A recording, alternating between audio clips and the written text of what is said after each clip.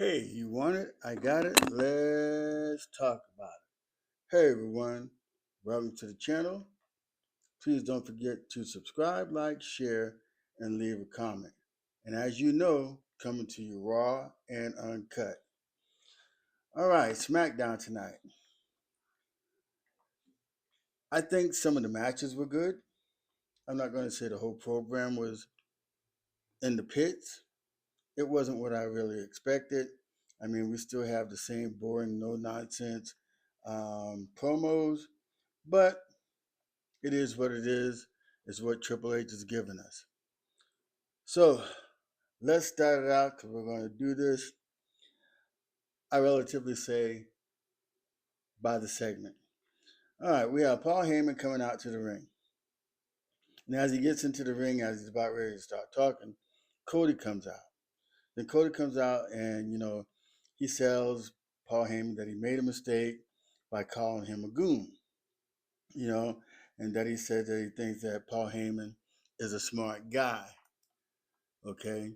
And then he reminds the crowd of what happened at WrestlePalooza when Paul Heyman was announcing Braun Breaker. I mean, not Braun Breaker, but Brock Lesnar. And he wants to know, what it is between them, between the two of them, and stuff. And then he asks Paul Heyman, as he's talking to him, he asks him, who's he talking to? Is he talking to the Oracle? Is he talking to the wise men? Or is he talking to the advocate? And the Paul Heyman tells him he's talking to the GOAT.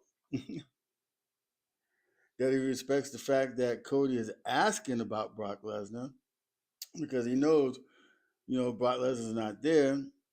Then he says if Brock Lesnar was here, everybody around would be in danger. And then Paul tells, Cody that Brock Lesnar is not here. So we get the knuckleheads, Braun Breaker and Bronson Reed.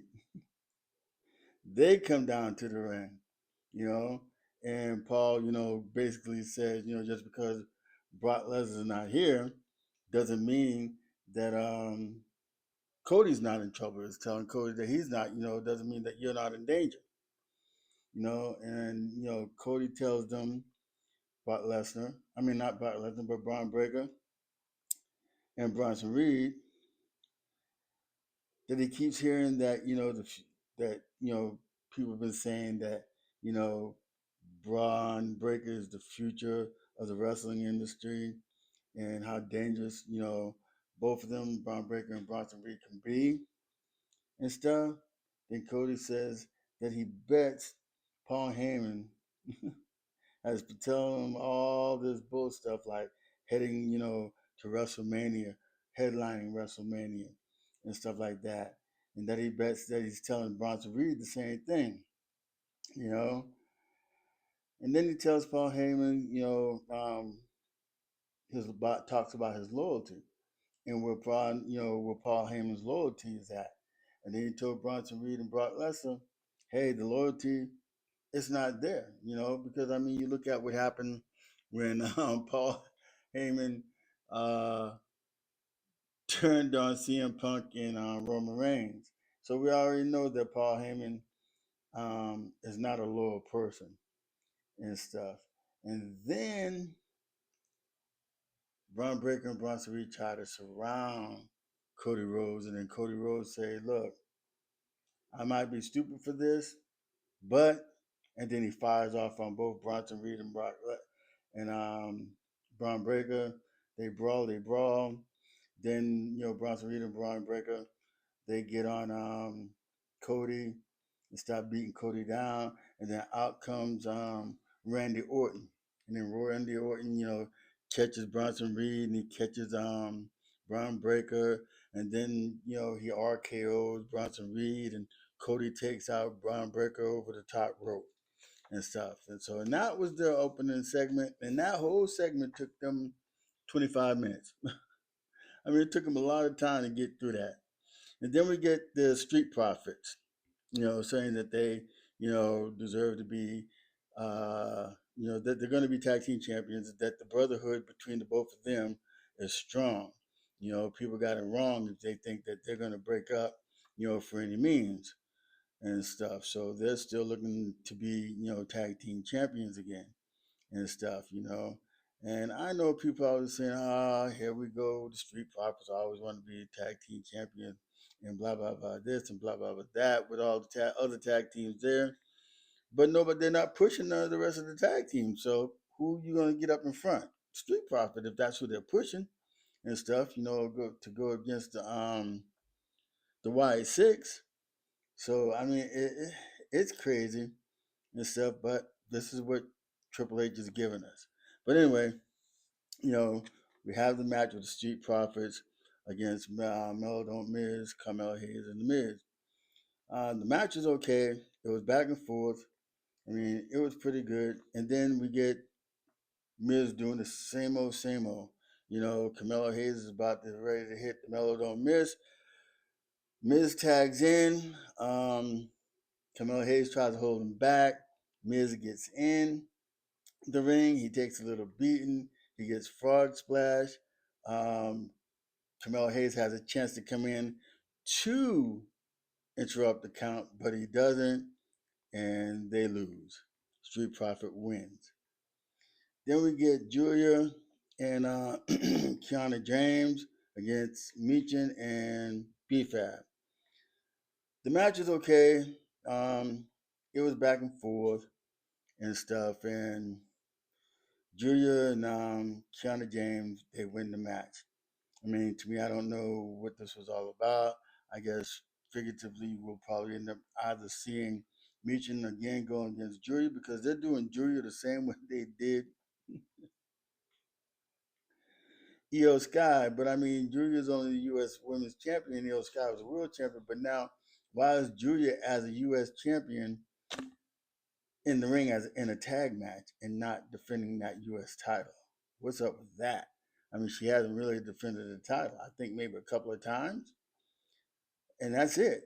So I don't know. Triple H and them are just they just they're tripping. I mean, it it's crazy. Then we have the Drew McIntyre.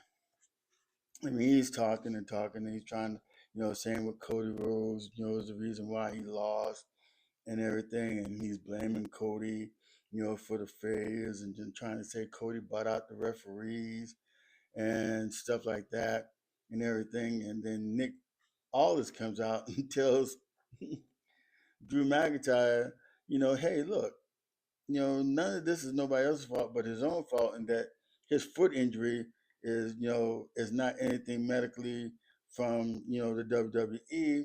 And then Drew McIntyre says, yeah, see, yeah, because it would be a Cody medical or whatever, stuff like that. Everything is going to be blamed on Cody, of course, towards going on with him, Drew McIntyre, and stuff. And then all of a sudden, here comes Jacob Fatu. From out of nowhere, Jacob Fatu comes out, comes in the ring. He basically tells Drew McIntyre, to shut up.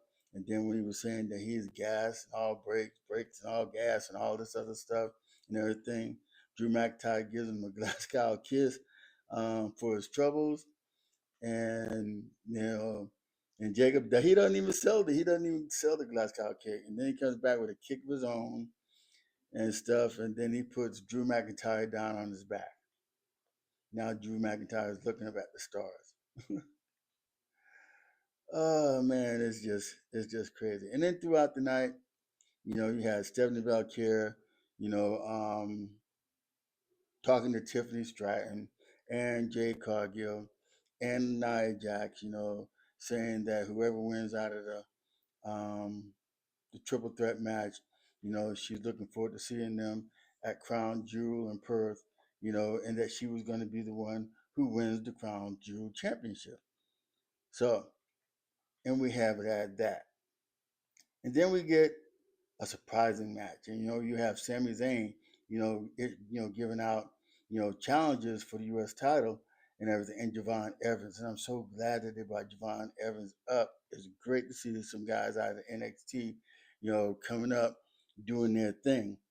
And boy, did he give Sami a match. He gave Sami a real good match. It was back and forth, back and forth.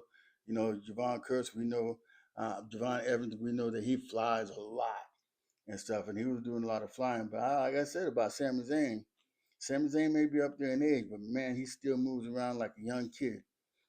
Sami, and it was a good match.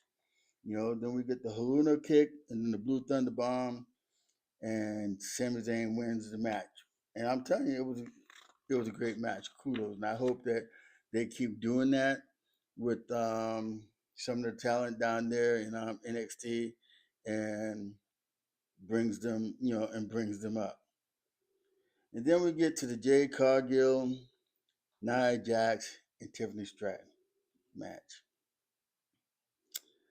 It was a good match. It was back and forth. It was better than what I expected. There was a few, there was some spotches and everything, but the main one